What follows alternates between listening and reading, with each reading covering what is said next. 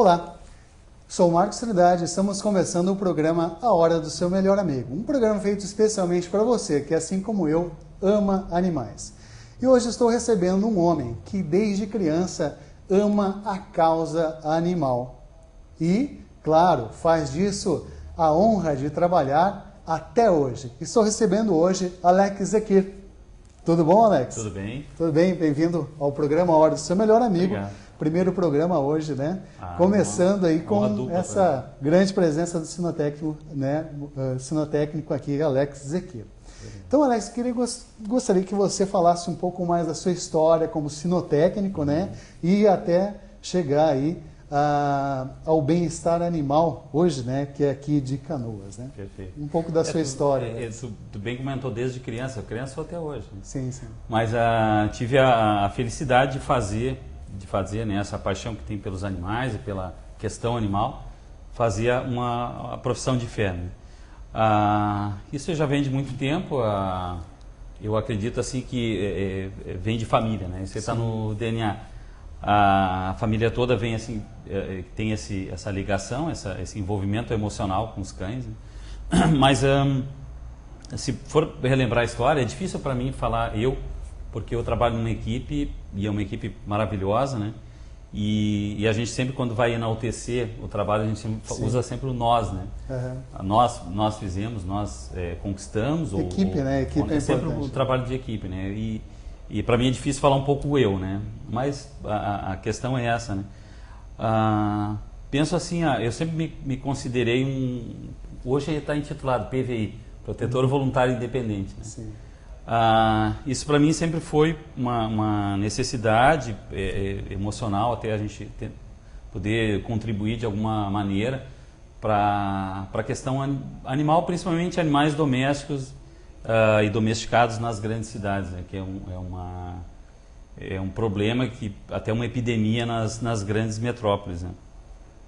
Em 2007, se a gente for relembrar, foi um ano assim que eu tive essa ligação, esse estalo, né? Antes disso eu era normal, né? Mas eu tive essa ligação até pelos animais que conviviam comigo, por situações que a gente vai vivendo e vai vendo e não consegue simplesmente se calar, ou não consegue olhar para o lado e deixar que alguém vai ajudar. Na verdade, esse alguém não vai ajudar. Ou é a gente que arregaça as mãos ou faz ou fica olhando, né? Tem que fazer, né? Assume a negligência, né? E isso é difícil para quem ama, né? Para quem gosta.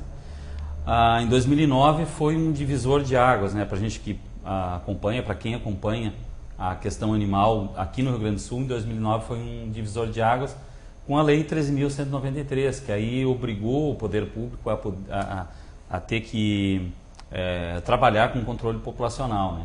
Então eu comecei a participar das reuniões que que a prefeitura municipal precisou, né, arranjar soluções, e começou a se discutir a criação de uma unidade, um centro de bem-estar animal, a princípio ligado à Secretaria da Saúde, depois coordenadoria, né?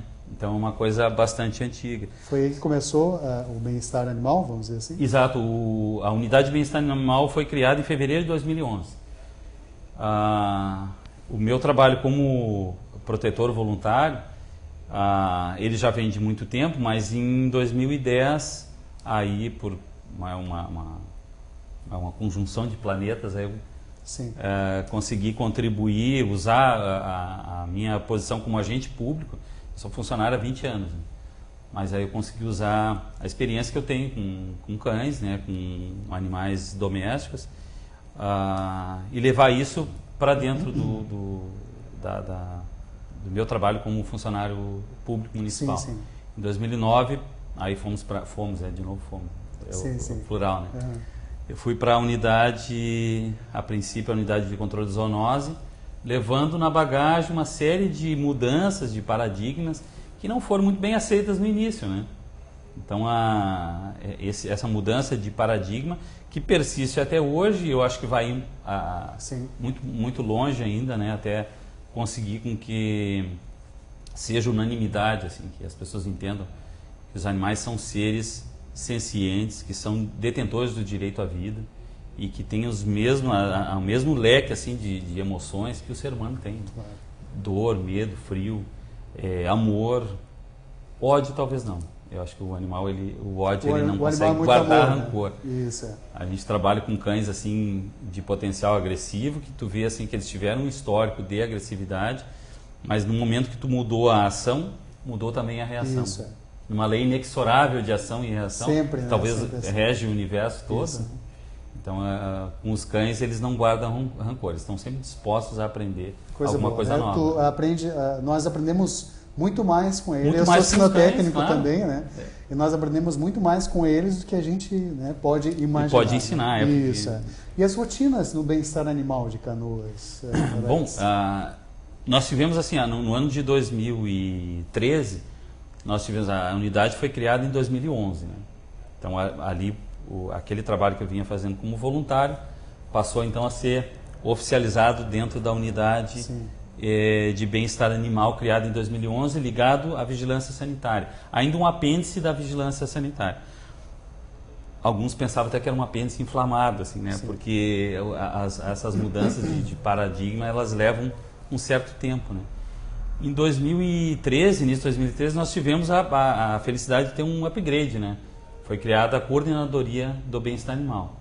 E a equipe veio pessoas um belo somarem, upgrade, né? Um belo upgrade. Né? A felicidade, lógico, isso nada acontece por coincidência, mas que são pessoas com a sensibilidade de entender a causa animal como sendo a questão do bem-estar animal como sendo essencial na construção de uma sociedade melhor, uma sociedade mais justa. Esse Cristiano Moraes, que é o coordenador, o coordenador, né? Cristiano Moraes. Ele é uma pessoa também fã de cães também. De animais, sim, também ele fã da causa, até da causa assim, ambiental como um todo.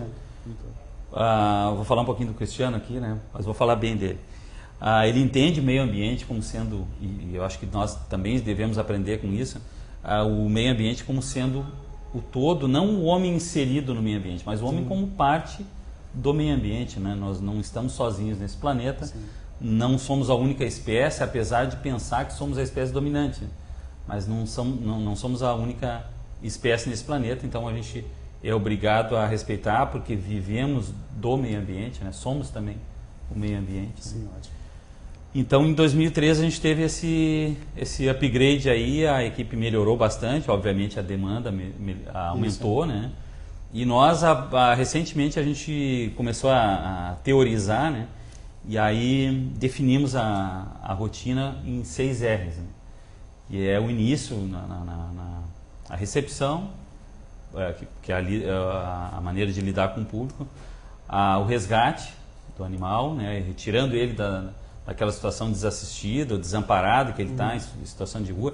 É importante lembrar que nós fizemos o resgate de animais enfermos em via pública, acidentados, sem proprietário. Muita situação difícil, né? Porque o animal com proprietário, o proprietário deve ter essa responsabilidade. Ou a comunidade. Então a gente pede a parceria da comunidade que possa de alguma maneira estender a mão para aquele animal que está convivendo. Citei a Lei 3.193, que é a Lei do Cão Comunitário, a Lei Carlos Gomes. Vou citar o Carlos Gomes aqui, não conheço ele pessoalmente, mas a lei foi criada pelo deputado Carlos Gomes e ele instituiu o animal comunitário como sendo aquele que cria vínculos com a comunidade sem dono único ou reconhecido. Esse animal, esse é o alvo da nossa proteção. Porque se ele não tem nenhum recurso, os animais domésticos foram retirados da vida selvagem há alguns milhares de anos. Aí nós somos eternamente responsáveis por causa disso. Nós retiramos eles da vida selvagem, extinguimos a oferta de caça, mananciais de água potável.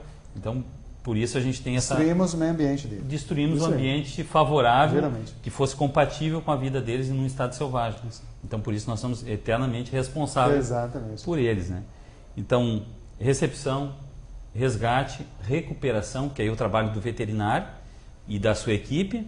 E quando a gente fala equipe, são todos os integrantes, até aquele responsável pela limpeza, por manter os animais num estado de asepsia compatível com, com aquela recuperação que ele está tendo. Depois vem a reabilitação. Aí é o meu carro-chefe. Assim.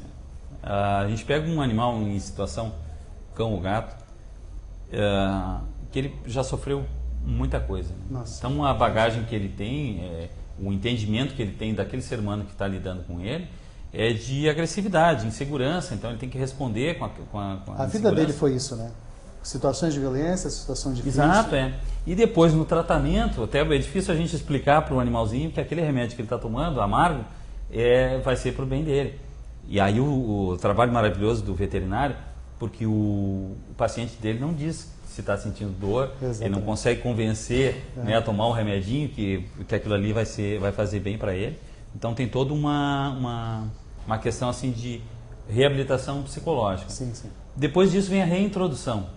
Quer dizer, a gente tem que reintroduzir o animal na sociedade através da posse responsável, e essa é uma bandeira que a gente carrega, né, sempre no mais alto escalão. O animal deve ser reintroduzido na sociedade, seja domiciliado, seja retornando como um animal comunitário, sim. Mas é preciso que alguém da comunidade se responsabilize e dê garantias de existência para esse animal. E por fim a reeducação. Claro. Por fim, mas não menos importante, né? Porque a reeducação é a chance que a gente tem de mostrar para as novas gerações como é importante aquela colocação que eu te fiz. O bem-estar animal como sendo essencial para a formação de uma sociedade mais justa. Então tá. Então daqui a pouco vamos por um break, né, Alex? E Perfeito. Daqui a pouco a gente volta com mais A Hora do Seu Melhor Amigo.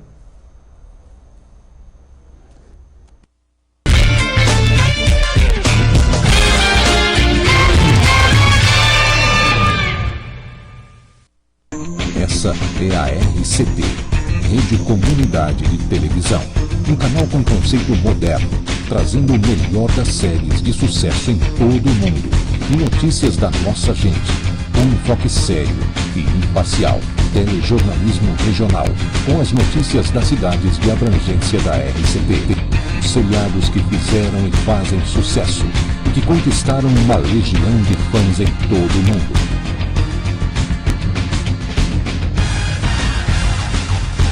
Um dos seriados de maior audiência em todo o mundo, Smallville.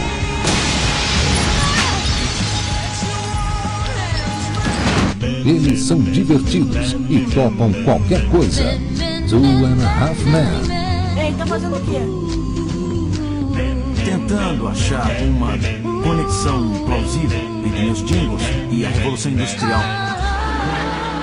Emoção em Família, em 2 séries de grande sucesso. As Aventuras da Família Walton. Você pode ir buscar, eu vou com eles para casa. E o Dia a Dia da Família Ingalls, em um dos seriados mais profundos de todos os tempos. Os Pioneiros.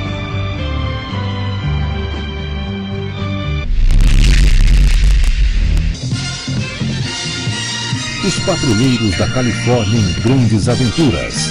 X. O que aconteceu? Sei lá, num minuto eu estava assim pertinho de botar as mãos em cima dele, aí puf! Eles são um esquadrão de elite e não levam desaforo para casa. Esquadrão Classe A. Don't matter. I'll walk before I fly. Edible. Look. Os mistérios deste e de outros mundos investigados por 2 agentes do FBI. Arquivo X. Esta não é uma de suas teorias de Arquivo X, é? Ele encontra saída para todas as situações de perigo. MacGyver. O quê? Bom, acho que eu sempre fui muito supersticioso. Os melhores seriados de todos os tempos estão aqui na RCT. Um canal feito para você. Aqui você se vê na TV.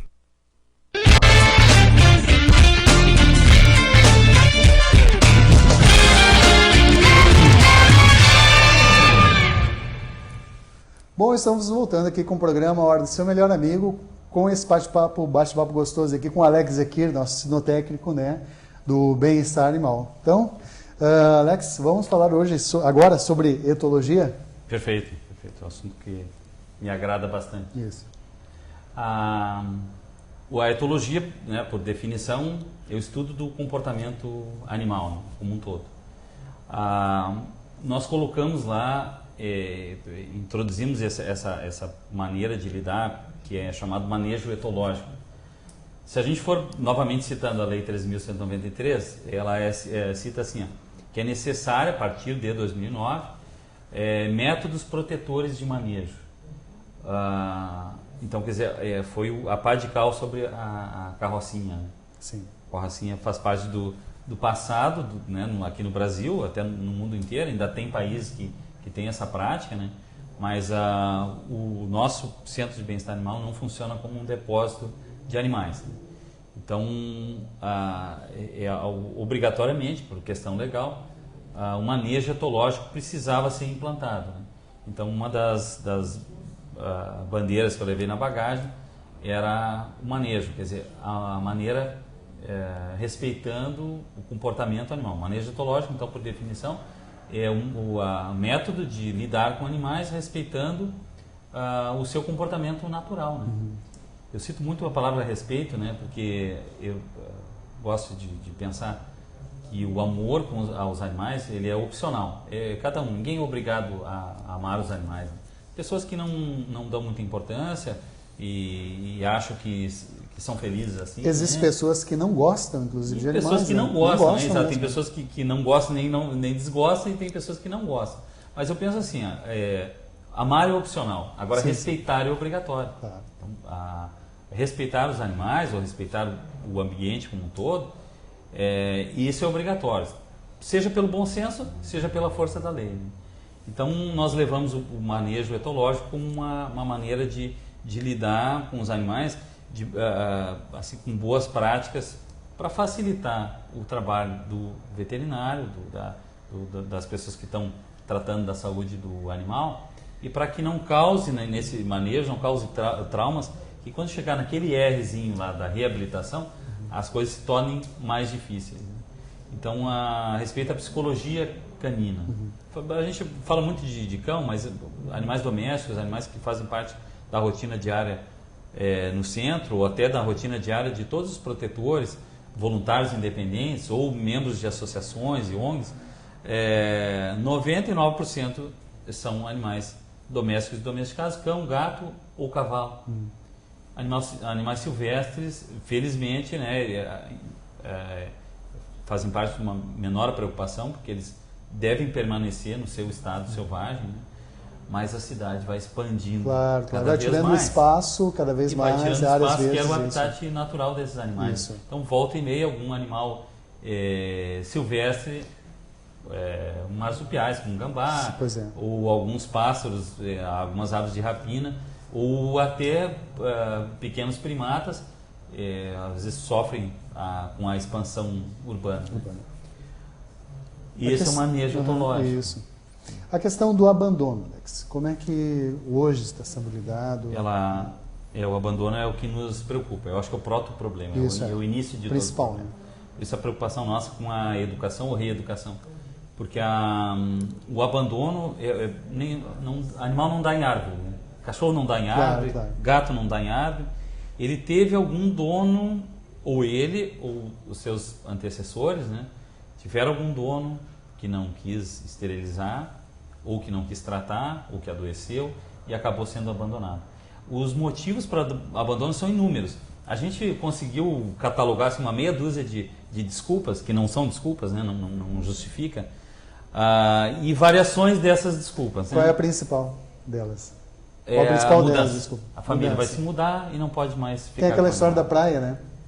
Tem aquela história da praia. Exato, no verão, aí aumenta o abandono, porque a pessoa quer aproveitar o verão, não tem quem cuide, né? E aí, quem sabe o animalzinho abandonado, talvez, se ele sobreviver, na volta do veraneio, ele volta para casa ou não. A gravidez de alguma pessoa da família, as crias indesejadas do animal, prenhez indesejado, também são motivos para o abandono. A agressividade também, o animal rosnou, quer dizer, ele foi adotado ou comprado, ele era um filhotinho, fofinho, lindo, né? E aí depois ele virou um cão adulto, né? Ou um gato adulto. é natural para o cão, em determinado momento, ele passar pela adolescência, que nem nós também passamos.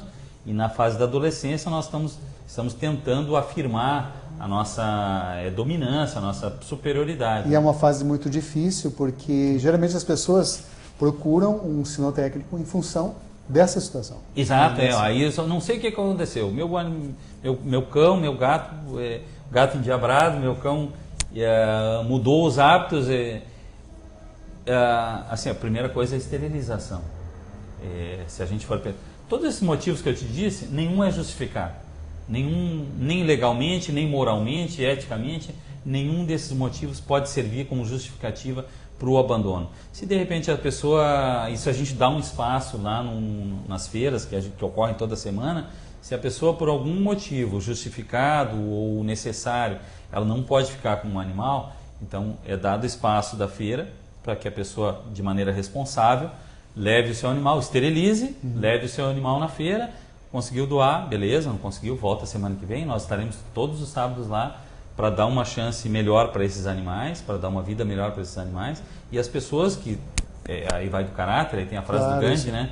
Uma nação pode ser julgada pela maneira como seus animais são tratados. E uma pessoa também. O caráter da pessoa pode ser julgado pela maneira que ele trata os seus animais. Então não tem desculpa. O espaço está lá, a pessoa pode levar o animalzinho na feira e doar ele através da adoção responsável. Sim, isso que a gente promove. Né? Controle populacional através da castração e da educação. Essa aí a recuperação desses cães, Alex, como é que está sendo feita? E ela está hoje muito difícil, a recuperação deles? Felizmente hoje, repito, né? Ninguém me pediu, mas eu vou repetir. Sim. Nós temos uma equipe maravilhosa de médico veterinário, a equipe responsável pela recuperação. Citando também os coordenadores, né? Mas a parte da medicina veterinária, nós conseguimos alguns milagres serem operados dentro da unidade.